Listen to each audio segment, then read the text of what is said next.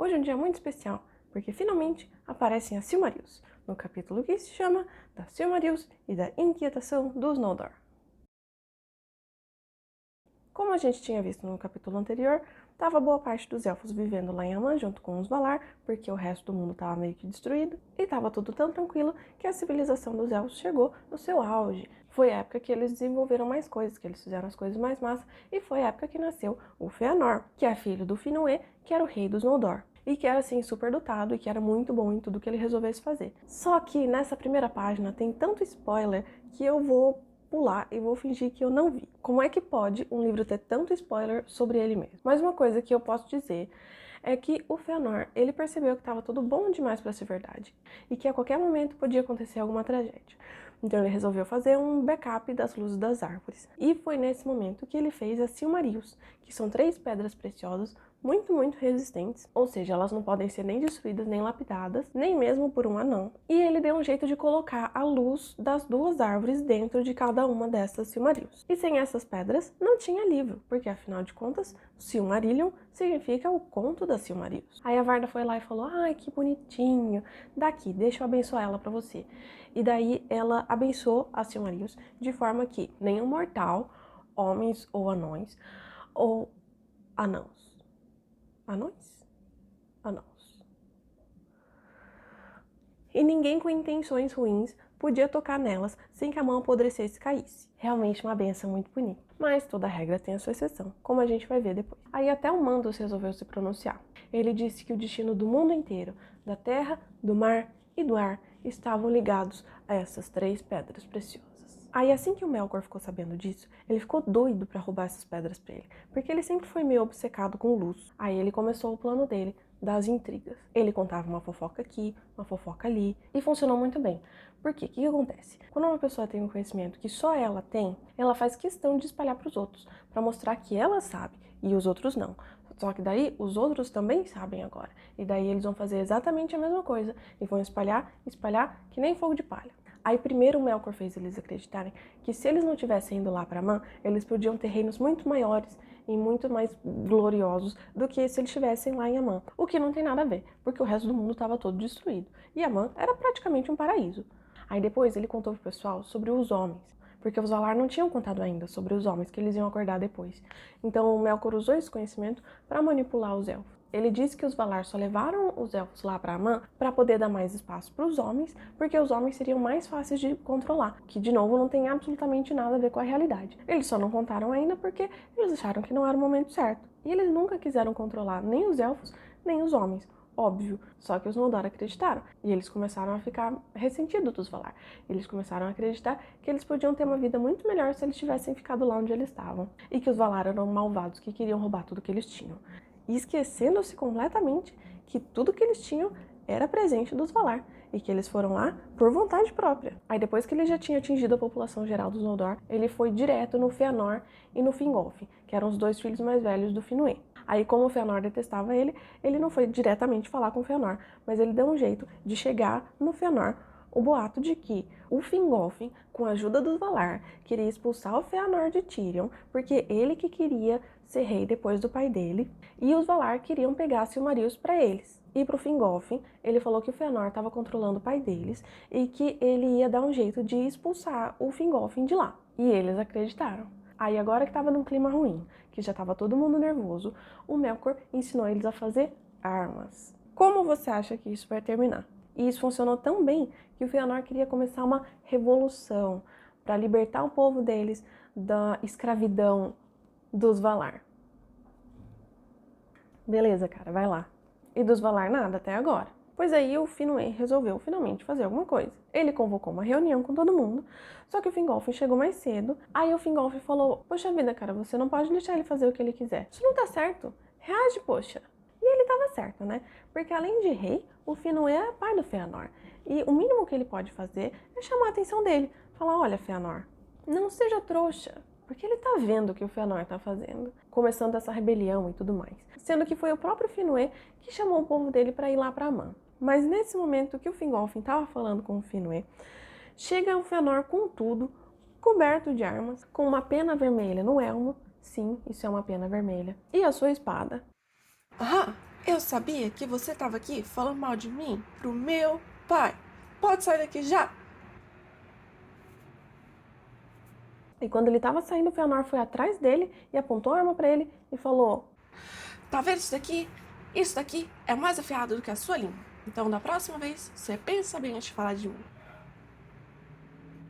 E aí todo mundo viu essa cena e finalmente isso chegou nos ouvidos dos Valar. Então os Valar chamaram não só o Fëanor, mas todo mundo que estava envolvido para conversar. Porque na verdade os Valar sabiam o que estava acontecendo, mas eles não podiam fazer nada, porque eles não podem interferir diretamente na vida dos filhos do Eru. Quer dizer, na verdade eles já interferiram, né, levando todo mundo para Amã. Mas isso não vem ao caso. E se eles quisessem sair de Amã, eles podiam sair. Eles são livres para fazer o que eles quisessem. Agora, ameaçar matar o irmão já é demais. Aí eles chamaram Fëanor, todos os envolvidos, para o Círculo da Lei. Aí eles acabaram percebendo que a origem desse caos todo era o Melkor. E imediatamente o Tucas levantou para ir atrás do Melkor. Só que ainda assim, o Fëanor tinha ameaçado o irmão dele. Então o Mandos falou: "Tu falas de escravidão. Se for mesmo escravidão, não podes escapar a ela, pois Manwë é rei de Arda, e não apenas de Amã. E esse ato foi contrário às leis, seja em Amã, seja em outra parte. Portanto, a sentença está agora decidida. Por 12 anos deixarás Tirion, onde a ameaça foi feita.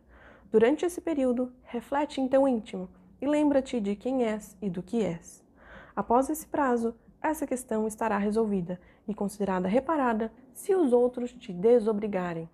Traduzindo, vai sentar lá no cantinho e pensa bem no que você fez. Só que daí o Fingolfin, tadinho, falou: "Não, gente, tá tudo bem, foi só mal entendido. Não precisa disso, não." Aí o Fëanor, orgulhoso como ele é, só fez uma careta e foi embora.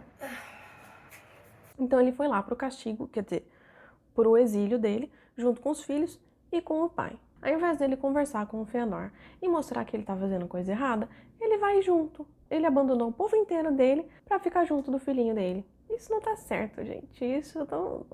Olha... Mas enfim, eles foram lá pro norte e construíram uma fortaleza deles, a Formenos, que significa Fortaleza do Norte. Muito criativo. Ah, e sobre esses 12 anos. Eu acredito que são 12 anos das árvores. Os anos das árvores são muito mais longos do que os anos do sol. Eu acho. Eu não sei. Não brigue comigo se eu estiver errado. Me corrija, por favor. Mas não brigue comigo porque eu sou sensível. E esses 12 anos das árvores são tipo...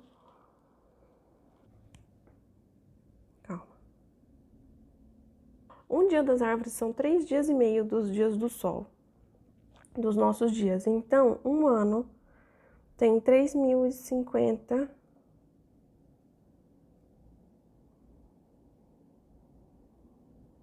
Eu não sei, eu desisto. Eu tentei entender, eu tentei fazer as contas, mas não entra na minha cabeça. Sinto muito, 12 anos das árvores é muito tempo, tá bom?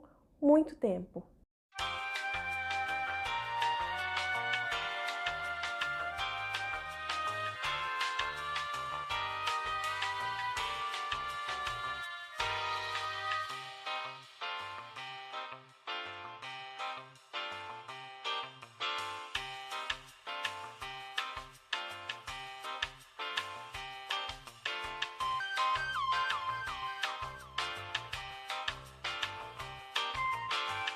Mas enfim, voltando para a história. O Melkor, que não é besta nem nada, se escondeu porque ele sabia que o Tucas estava atrás dele. Só que aí ficou um clima ruim e a luz das árvores deu uma diminuída.